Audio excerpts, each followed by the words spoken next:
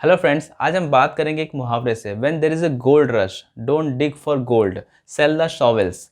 मतलब इसका है कि जब सब लोग गोल्ड माइनिंग करना चाहते हैं, हर एक बंदा गोल्ड माइनिंग करना चाहता है क्योंकि गोल्ड का रेट बहुत बढ़ता जा रहा है, तो आपको गोल्ड माइनिंग नहीं करना चाहिए। आपको बल्कि शॉवेल्स, जिसको हम लोग फावड़ा या बेलचा बोल सकते हैं, हमें उसकी एक दुकान खोल देनी चाहिए और उसको सेल करना चाहिए, क्योंकि गोल्ड माइनिंग करने के लिए तो सभी लोग अभी एक्साइटेड हैं।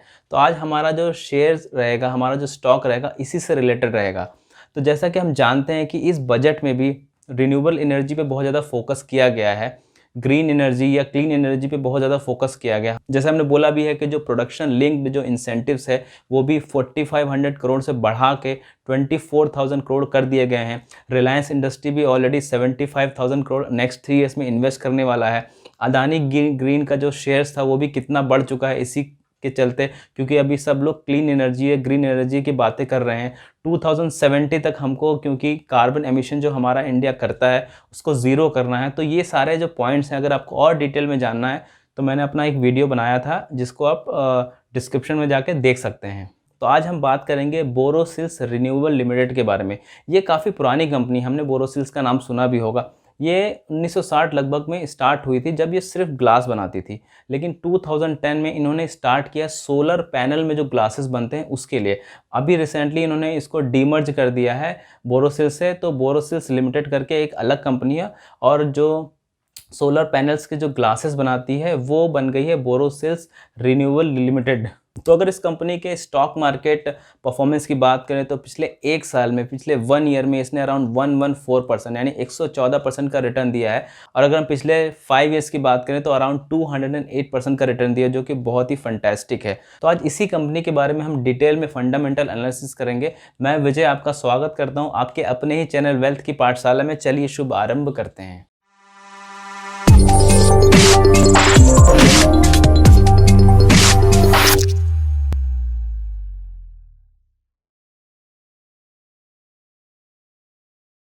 इस कंपनी के अगर मार्केट कैप की बात करते हैं तो अराउंड 8,300 करोड़ का इसका मार्केट कैप है। यानी कि बहुत ज़्यादा बड़ी कंपनी भी नहीं है कि हमको बहुत ज़्यादा रिटर्न नहीं दे सकती है, और बहुत छोटी कंपनी भी नहीं है कि इसमें बहुत ज़्यादा रिस्क एसोसिएट हो जाता है। इस कंपनी का जो करंट मार्केट प्राइस है अभी 632 रुपीज़ है। तो चलिए इसके बेसिक्स पैरामीटर की बात करते हैं। तो चलिए अपने पहले पैरामीटर, जिसमें हम लोग ईपीएस के बारे में जानकारी लेते हैं, तो उसके बारे में डिस्कस कर लेते हैं। अगर 2010 में इसकी ईपीएस की बात करें तो -1.5 था। इसका मतलब प्रॉफिट नहीं, उस समय लॉस हुआ होगा 2010 में, तभी ईपीएस नेगेटिव आया है। ईपीएस जो डिराइव होता है वो प्रॉफिट से ही डिराइव होता है। अब अगर हम बात करें 2021 में तो इसका ईपीएस हो गया है 6.8। तो उस जो हमारा जो पैरामीटर होता था उसमें हम बोलते थे कि अराउंड 10 ईयर्स में अगर ईपीएस 3 टाइम्स हो जाता है, अगर 1 है तो 3 हो जाता है, तो अच्छा चीज़ माना जाता है। तो इस हिसाब से तो नेगेटिव में था और 6.8 हो गया। इवन अगर हम 1 भी मान लेते हैं ईपीएस, तो वहाँ से 6.8 गुना हो गया अराउंड 10 से 11 ईयर्स में। तो ये बहुत अच्छा होना चाहिए। बट यहाँ पे मैं आपको बताना चाहूँगा, इसका जो ईपीएस है वो बहुत ही ज़्यादा फ्लक्चुएटिंग है।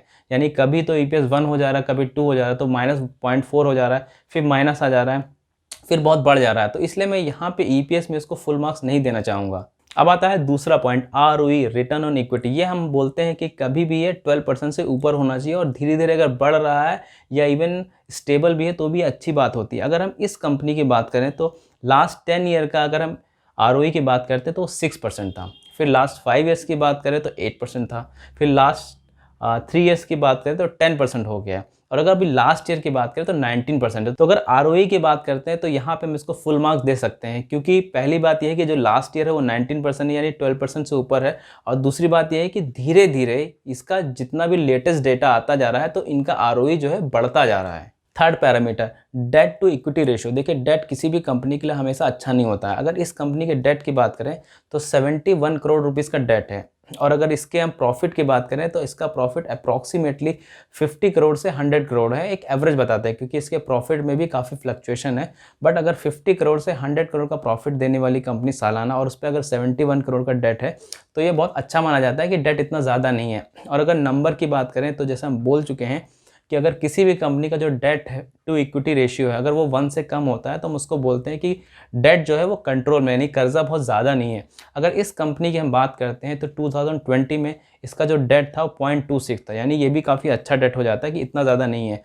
बट अगर हम 2021 की बात करें तो इनका जो डेट है वो घट के और 0.1 यानी कि काफ़ी नेग्लिजिबल हो गया है। तो यहाँ पे हम डेट टू इक्विटी रेशियो में इसको फुल मार्क दे सकते हैं। तो अब ये तो होगा हमारा बेसिक पैरामीटर, जिसमें से 3 में हम बोल सकते हैं ईपीएस में हमने उसको फुल मार्क्स नहीं दिए, बाकी आरओई और डेट टू इक्विटी में हमने उसको फुल मार्क्स दिए हैं।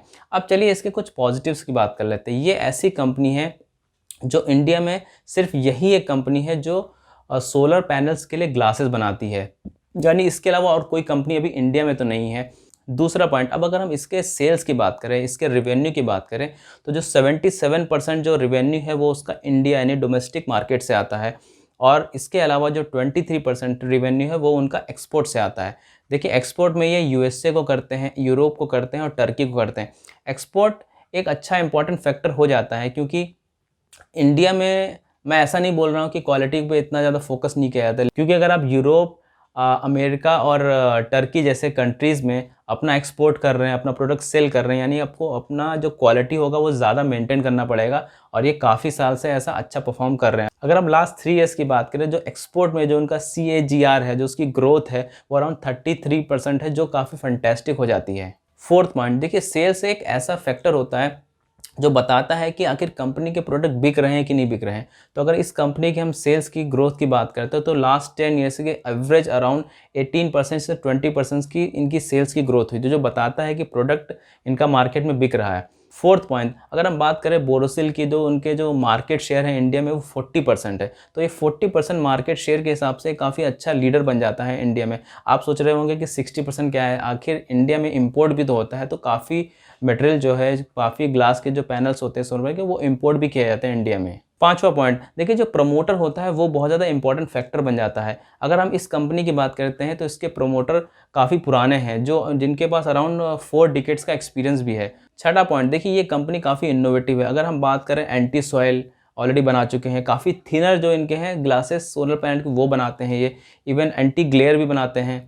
तो हम बोल सकते हैं कि ये कंपनी इनोवेटिव है। अगर जो भी कंपनी इनोवेटिव होती है तो उसको फ़ायदा तो मिलता ही है। चलिए दोस्तों, अब काफ़ी पॉजिटिव्स की बात हो गई, अब थोड़ा निगेटिव बताना चाहूँगा। देखिए इनके मैं 3 निगेटिव बताना चाहूँगा। अगर पहले निगेटिव की हम बात करते हैं तो ईपीएस, जैसे मैंने बोल चुका है, ईपीएस जो कि प्रॉफिट से ही हम डिराइव करते हैं, तो वो काफ़ी फ्लक्चुएटिंग है। यानी हम अपने कैश फ्लोज पे, यानी हम प्रॉफिट पे पूरा भरोसा नहीं कर सकते। कभी तो 50 करोड़ का प्रॉफिट होगा, कभी 100 का होगा, और कभी 1 करोड़ का या 2 करोड़ का प्रॉफिट, इस तरीके का इनका प्रॉफिट होता है।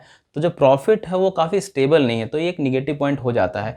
दूसरा, अगर हम बात करें, इवन दो इंडिया में ये सिर्फ यही हैं जो सोलर पैनल के ग्लासेस बनाते हैं, बट ऐसा नहीं है कि इनका जो कंपटीशन है वो वर्ल्ड से है, स्पेशली चाइना से। चाइना इसमें काफ़ी लीडर है इनको बनाने में।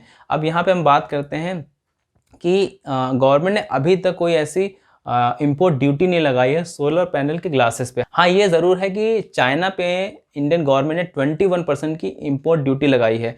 तो अभी चाइना क्या कर रहा है, वो चाइना विया वियतनाम एंड मलेशिया के थ्रू आ रहा है और उनके थ्रू वो सेल कर रहा है, क्योंकि अगर कोई भी इंपोर्ट करता है, इंडियन कंपनी को इंपोर्ट करती है सोलर पैनल के glasses from Vietnam and Malaysia या और किसी कंट्री से, तो उसको इंपोर्ट ड्यूटी नहीं देना पड़ता है।